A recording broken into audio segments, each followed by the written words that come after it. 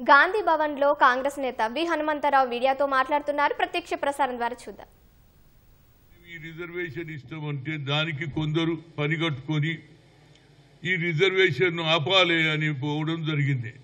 కానీ వాళ్ళే మీకు తెలుసు అగ్ర కులాలలో పేదవాళ్ళు ఉన్నారని ఆలోచన చేసి ఈడబ్ల్యూసీ అని వారికి 10% రిజర్వేషన్ ఇచ్చారు. అంటే 50% సీలింగ్ అయినట్ట పెరిగినట్ట కదా.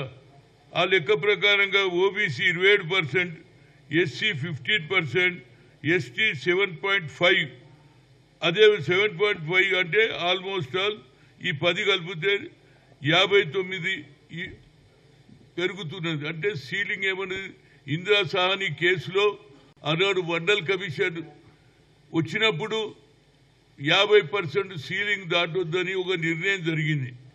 కానీ కేంద్ర ప్రభుత్వంలో సుప్రీంకోర్టుకు ఉన్నటువంటి ఏదైతే 33 ఆర్టికల్ను పక్కకు పెట్టి 103 రాజ్యాంగ సవరణ ద్వారా అగ్రకులాలకు 10% ఇచ్చారు. మేము దానికి వ్యతిరేకం చేయలేదు. అయినా మేము ఊరుకున్నాం. కానీ ఇవాళ మాకు ఒక అవకాశం వచ్చింది. రేవంత్ రెడ్డి గారు రాహుల్ గాంధీ సూచన మేరకు ఈనాడు రిజర్వేషన్ ఇవ్వాలని ఆలోచన చేసి 42% ఇస్తే దానికి వ్యతిరేకం చేస్తున్నారు. ఏమిటి ఇది ఆలోచన? ఏమిటి? మేమేమి కొత్తదేమో అడుగుతలేము. లోకల్ బాడీ ఎన్నికల్లో ఇందిరా సాహని కేసులో విద్య ఉద్యోగాల మీద ఉన్నది. ఆమె చెప్పలే లోకల్ బాడీల రిజర్వేషన్ తీసుకోవద్దు అనేలే వద్దనలే. కానీ మీకు అనుకూలంగా ఉన్నట్టు నరేంద్ర మోడీ చేసుకుంటుడు. కానీ మాది వచ్చినప్పుడే మాకు ఇక్కడ అవకాశం. గవర్నర్ గారు ఏమో కోల్డ్ స్టోరేజ్ వేస్తారు, ప్రెసిడెంట్ గారు ఏమో అపాయింట్మెంట్ ఇయ్యరు. ఇక లేని పక్షంలో మరి ముఖ్యమంత్రి గారు పొన్నం ప్రభాకర్ గారు, మహేష్ కుమార్ గౌడ్ గారు ఆ కమిటీ కూడా ఒక నిర్ణయం తీసుకొని అనౌన్స్మెంట్ చేశారు. అదేవిధంగా ఎన్నికల షెడ్యూల్ కూడా స్టేట్ ఎలక్షన్ కమిటీ అనౌన్స్ చేసింది. ఈ సమయంలో మరి కోర్టుకు పోవడం ఏంది నాకు అర్థం కాదు.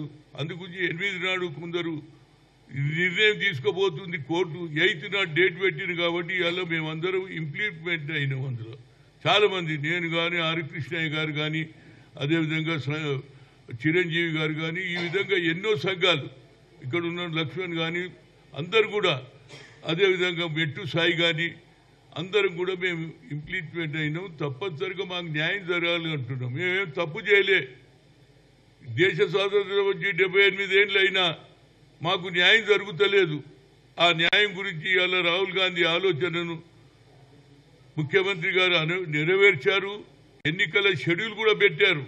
ఈ టైంలో కొందరు ఆపడానికి ప్రయత్నించి ఇది న్యాయం కాదని, అదేవిధంగా మా వాళ్ళు ఈ సుప్రీంకోర్టు హైకోర్టులో ఏం ఆర్డర్ వస్తుందని ఢిల్లీ సుప్రీంకోర్టులో పోతే వాళ్ళన్నారు మీరు అక్కడికే పోండి, ఇక్కడ కాదు అని చెప్పడం. వాళ్ళు కూడా ఇక్కడికే వస్తారు.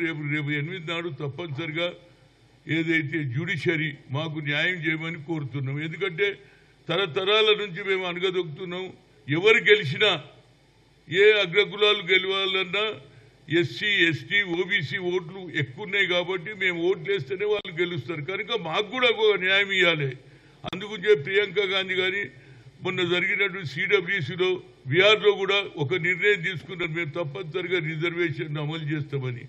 అదే భాగంగా ఈబీసీ అన్నారు. అంటే నేను ఇదేమన్నా ఎక్స్ట్రీమ్ బ్యాక్వర్డ్ క్లాస్ అంటే చాకలవాడు, మంగళవాడు, గుడ్డరోడు, ఎర్కలోళ్ళు వీళ్ళందరినీ కూడా పైకి తేవాలని సోనియా గాంధీ ఆలోచన, ప్రియాంక గాంధీ ఆలోచన.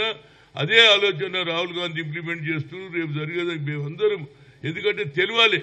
ఇవాళ లాయర్లు కూడా ఫీడ్ అవుతున్నారు. ఇదెక్కడ అన్యాయం అండి? మీకు అవసరం ఉన్ననాడేమో సవరణ చేసి, సవరణలో ఏమున్నది? సహజ న్యాయ సిద్ధాంతం ఉన్నది. అందుగురించి మాకు న్యాయం చేయమంటున్నాం. మేము మెజార్టీ ఉన్నాం. మాకెందుకు అన్యాయం చేస్తారు? మేము లోకల్ బాడీలో మండల అధ్యక్షులు కానీ, ఏది జెడ్పీటీసీ కానీ, ఎంపీటీసీ కానీ, అదేవిధంగా జిల్లా పరిషత్ చైర్మన్ కానీ సర్పంచులకు మాకు అవకాశం కల్పించిండ్రు. మా వాళ్ళు కూడా పైకి రావాలనేది ఆ ఆలోచన. దానికి న్యాయ వ్యవస్థను మేము ఎంతకంటే మీతో, ఎందుకంటే గతంలో కూడా ఒక ఇన్సిడెంట్ జరిగింది చెప్తా.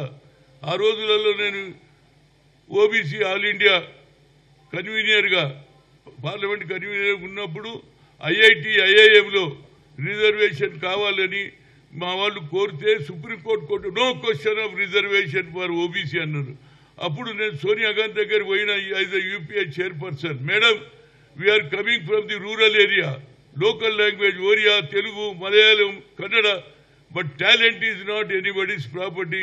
God has given to everybody, but you should give opportunity. And what I can do, ma'am, why don't you put a word to Dr. Manmohan Singh is the Prime Minister. ఆయన bill పెట్టించినాం.